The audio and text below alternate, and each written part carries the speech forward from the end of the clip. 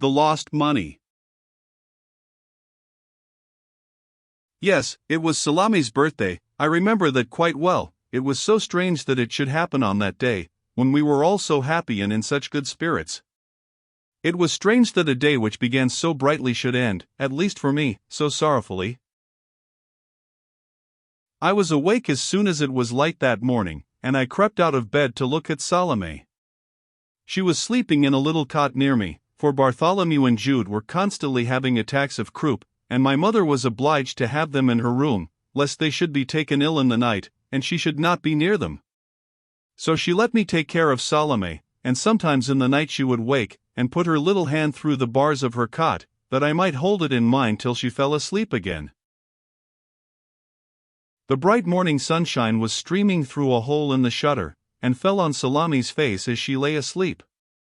It made her look very pretty, I thought, and very much like the picture of a little angel which was on one of our Christmas cards.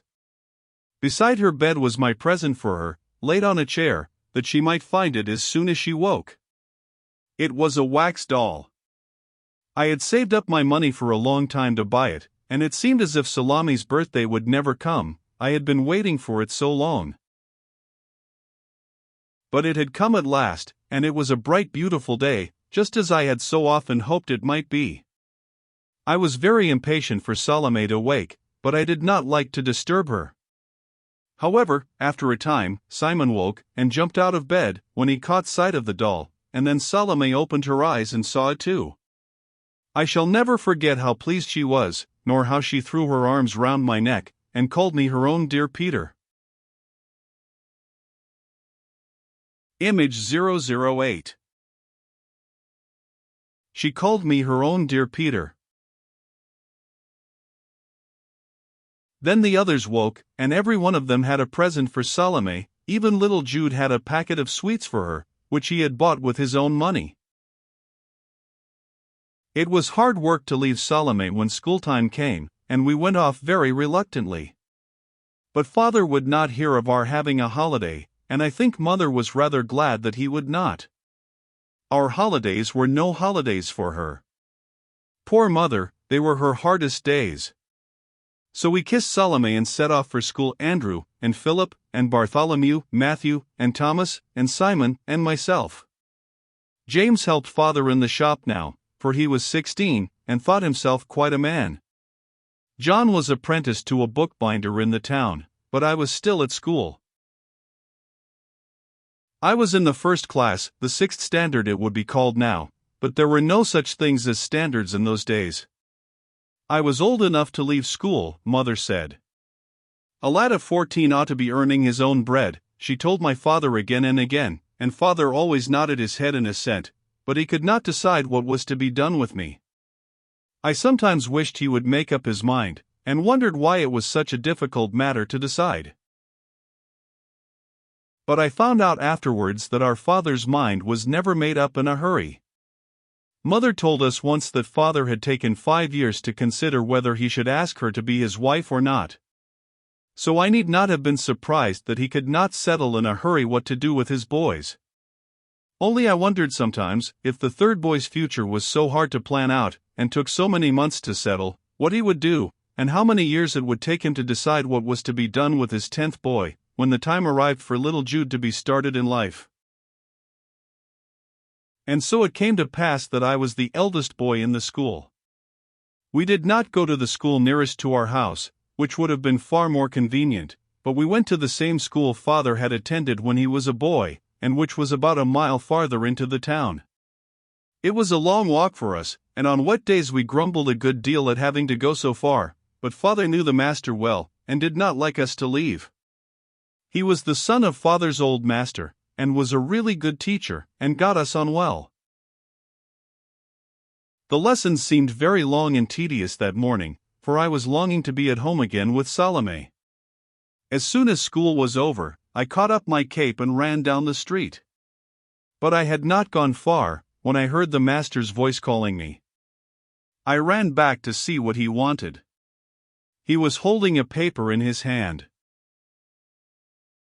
"Here, Peter," he said, "you're a trustworthy lad.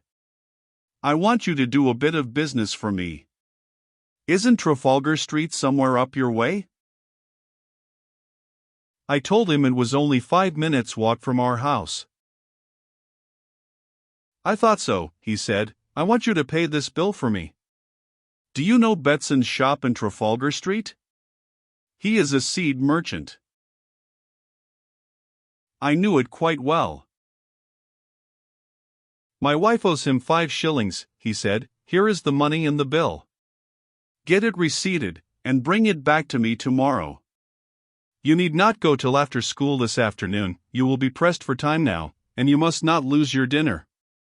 Thank you, Peter, he said, as I told him I would be sure to do it. It will save me a long walk. I was very much pleased that he trusted me, and walked along with an important air. I carried the bill in one hand, and the 5 shillings in the other. I should have put it in my pocket, but I had stuffed it so full of nuts for Salome, which I had bought for her on my way to school, that it would hold nothing more. I thought I would put the money and bill safely away as soon as I got home. But I had not gone much farther when Tom Walsh, who was in the same class I was, came softly up behind me, and, thinking he would give me a start, jumped suddenly on my back. I did not hear him coming, and the jerk he gave me sent the money out of my hand, and it rolled along the pavement. Tom ran away, laughing, and left me to pick it up, which I thought was very rude and unkind. The shillings rolled in all directions.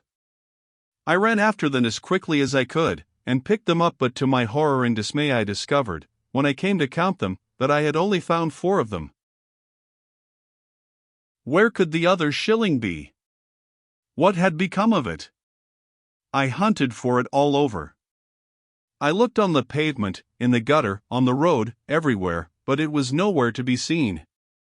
There was an iron grating over the drain, close by. It must have rolled in there. If so, it was gone forever, and it was of no use hunting any more.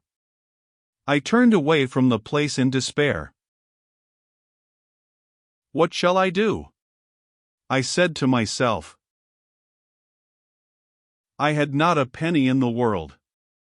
We did not get much pocket money, and all my little hoard of savings had been spent on Salame's birthday present. I knew what I ought to do. I ought to tell my father of my loss, and ask him to give me another shilling. But I felt very much afraid to do this, for the thing which made him most angry was any kind of carelessness. If we broke anything, or tore anything, or lost anything, he always punished us very severely. And yet I could not bear the thought of the disgrace and humiliation of having to go back to school, and confess my loss to my master. He would never trust me again, and I should be filled with shame and confusion if I had to acknowledge my carelessness before my companions. What was to be done?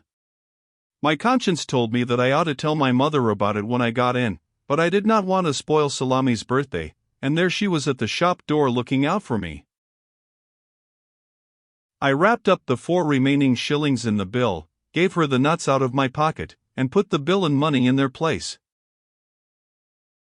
Salome was so merry and happy, I could not bear to make her cry on her birthday, and I knew she would cry if father was angry with me. So I resolved to say nothing about my loss to anyone, at least, not until the evening. Image 009. Image 010.